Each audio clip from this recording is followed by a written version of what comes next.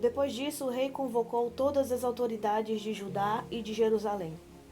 Em seguida, o rei subiu ao templo do Senhor, acompanhado por todos os homens de Judá, todo o povo de Jerusalém, os sacerdotes e os profetas, todo o povo do mais simples aos mais importantes. Para todos o rei leu em voz alta todas as palavras do livro da aliança que havia sido encontrado no templo do Senhor. O rei colocou-se junto à coluna real e na presença do Senhor fez uma aliança, comprometendo-se a seguir o Senhor e a obedecer de todo o coração e de toda a alma aos seus mandamentos, aos seus preceitos e aos seus decretos, confirmando assim as palavras da aliança escritas naquele livro. Então todo o povo se comprometeu com a aliança. O rei deu ordens ao sumo sacerdote Ilquias, aos sacerdotes auxiliares e aos guardas das portas que retirassem do templo do Senhor todos os utensílios feitos para Baal e Aserá e para todos os exércitos celestes. Ele os queimou fora de Jerusalém, nos campos do vale de Cedron, e levou as cinzas para Betel. E eliminou os sacerdotes pagãos nomeados pelos reis de Judá para queimarem incenso nos altares idólatras das cidades de Judá e dos arredores de Jerusalém, aqueles que queimavam incenso a Baal, ao sol e à lua, às constelações e a todos os exércitos celestes. Também mandou levar o poste sagrado do templo do Senhor para o vale de Cedron, fora de Jerusalém, para ser queimado e reduzido a cinzas que foram espalhadas sobre os túmulos de um cemitério público. Também derrubou as acomodações dos prostitutos cultuais que ficavam no templo do Senhor, onde as mulheres teciam para Aserá. Josias trouxe todos os sacerdotes das cidades de Judá, e desde Geba até Berseba, profanou os altares onde os sacerdotes haviam queimado incenso. Derrubou os altares idólatras junto às portas, inclusive o altar da entrada da porta de Josué, o governador da cidade, que fica à esquerda da porta da cidade. Embora os sacerdotes dos altares não servissem no altar do Senhor em Jerusalém, comiam pães sem fermento junto com os sacerdotes seus colegas.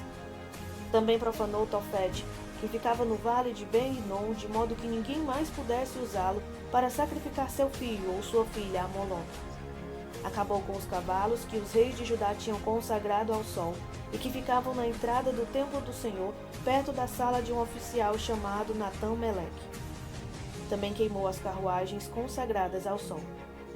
Derrubou os altares que os seus antecessores haviam erguido no terraço, em cima do quarto superior de Acás, e os altares que Manassés havia construído nos 2 pátios do templo do Senhor.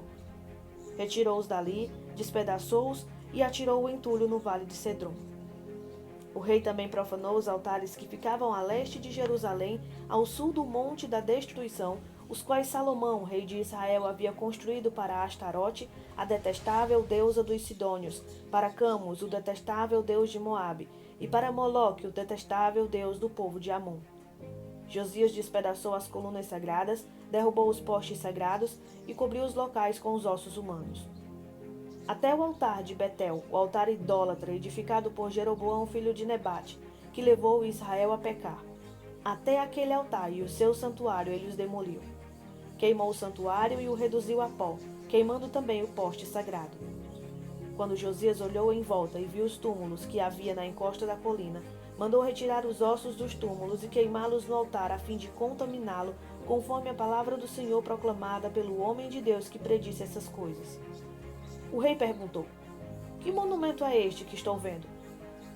Os homens da cidade disseram: "É o túmulo do homem de Deus que veio de Judá e proclamou estas coisas que tu fizeste ao altar de Betel." Então ele disse: "Deixem-no em paz. Ninguém toque nos seus ossos." Assim pouparam seus ossos, bem como os do profeta que tinham vindo de Samaria.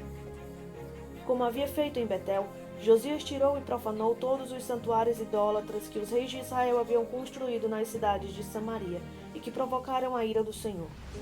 Josias também mandou sacrificar todos os sacerdotes daqueles altares idólatras e queimou ossos humanos sobre os altares. Depois voltou a Jerusalém.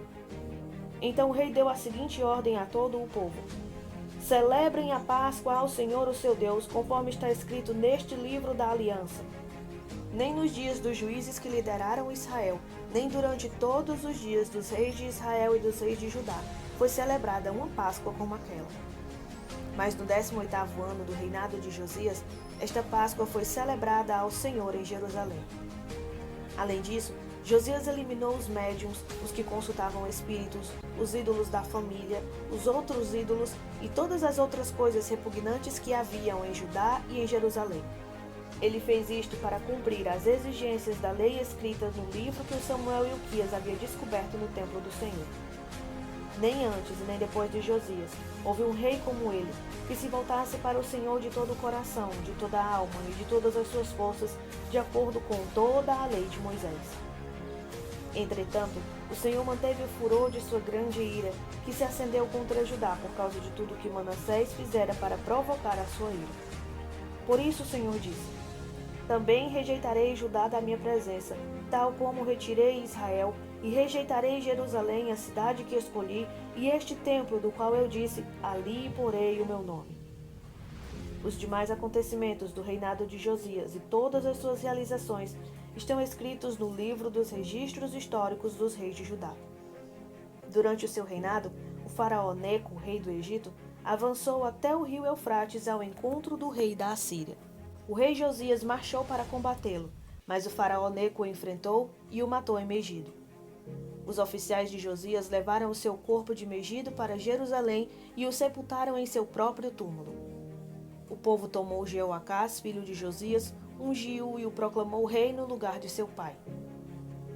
Jeoacás tinha 23 anos de idade quando começou a reinar, e reinou 3 meses em Jerusalém. O nome de sua mãe era Ramutal, filha de Jeremias. Ela era de Líbina. Ele fez o que o Senhor reprova, tal como os seus antepassados.